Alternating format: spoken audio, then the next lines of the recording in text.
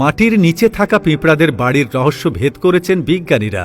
দেখেছেন তাদেরও আছে নিজস্ব ঘরবাড়ি, আছে রাস্তাঘাট, হাইওয়ে কিংবা সাবওয়ে। পিঁপড়া কখনো মাটির উপরে এসে বেড়ায়, কখনো আবার গর্ত দিয়ে ঢুকে যায় মাটির নিচে। কিন্তু পিঁপড়ারা থাকে কোথায়, কেমন হয় তাদের ঘরবাড়ি, এই প্রশ্নের উত্তর খুঁজতে শুরু হয় গবেষণা। আর এর ফলাফলে অবাক হয়েছেন বিজ্ঞানীরা। মাটি খুঁড়ে পিঁপড়েদের বাড়ি বের করতে গিয়ে পুরোদস্তুর শহর যেন খুঁজে বের করে ফেলেছেন তারা। মানুষের মতো হাতাহাতি কিংবা একে অপরের ক্ষতি করার মনোভাব তাদের নেই। তারা মিলেমিশে থাকে, দলবদ্ধ হয়ে একসঙ্গে বাঁধে ঘরবাড়িও। এই ক্ষুদে প্রাণীদের জীবনের রহস্যের যেন শেষ নেই। মাটির নিচে আস্ত শহরই গড়ে তোলে তারা। হাইওয়ে থেকে সাবওয়ে সবই রয়েছে মাটির নিচে। শুধু আকারেই বড় নয়, একেবারে পরিকল্পনা মাফিক শহরের মতোই তৈরি করা পিঁপড়েদের বাসস্থান। কেমন হয় পিঁপড়াদের সেই শহর? কি কি খুঁজে পেল বিজ্ঞানীরা? কিভাবে চালানো হলো অভিনব এই গবেষণা? জানবো বিস্তারিত। পিঁপড়া অতি অদ্ভুত একটি প্রাণী। আমাদের চোখের সামনে সর্বক্ষণ ঘোরাঘুরি করলেও এদের ব্যাপারে অনেক কিছুই আমরা জানি না। পিঁপড়ের ফুসফুস নেই, কানও নেই, তবে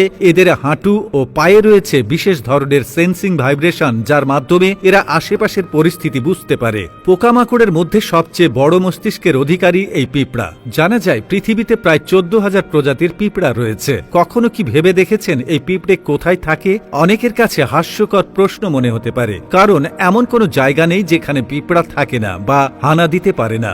সামান্য চিনির ঘনক ফেলে দিতে দেরি, এর আগে দল বল বেঁধে পিঁপড়ের দল এসে বহন করে নিয়ে যায় সেটিকে নিজেদের ডেরায়। তবে আমাদের লোকালয়ে সর্বস্তরে এরা থাকলেও এরা কিন্তু বাস্তুহারা নয়। এরা মাটির উপর, গাছের গোড়ায় কিংবা বসতবাড়ির মেঝের ফুটোয় মাটি খুঁড়ে কিংবা ঝরঝরে মাটি জড়ো করে উঁচু ঢিবিতে তারা বাসা বানিয়ে থাকে। তবে মাটির নিচে মূলত পিঁপড়েদের বাস। মানুষের যেমন মাটির উপর শহর, রাস্তাঘাট সব আছে, সেরকম মাটির নিচে থাকা পিঁপড়েরাও তার ব্যতিক্রম নয়। তাদেরও শহর অনেকটা এমনই। পিঁপড়েদের থাকা খাওয়ার অবস্থা ঠিক কেমন, সেই কৌতূহল নিদর্শন করলেন বিজ্ঞানীরা। মাটির তলায় পিঁপড়েদের ঘরবাড়ি নিয়ে গবেষণা করেছেন তারা। পিঁপড়ার বিশাল বাসার ভেতরে 3 দিন ধরে 10 টন সিমেন্ট ঢেলেছেন বিজ্ঞানীরা। এরপর কয়েক সপ্তাহ ধরে সেটা খনন করার পর এর কাঠামো প্রকাশ পায়। দেখা যায় হাইওয়ে থেকে সাবওয়ে সবই রয়েছে মাটির নিচে। সেসব রাস্তাতে আছে খাবার সংগ্রহের জায়গা, কোথাও আবর্জনার স্তূপ, কোথাও আবার চাষের জমির জালের মতো ছড়িয়ে রয়েছে পিঁপড়াদের শহরের রাস্তাঘাট। রয়েছে বাড়ির খাবার মজুদের গুদাম ঘর। এ যেন সুপরিকল্পিত চিন্তায় গড়ে তোলা শহর। কিন্তু কিভাবে চালানো হলো এই গবেষণা? টুইটারে সেই ভিডিও প্রকাশ করা হয়েছে।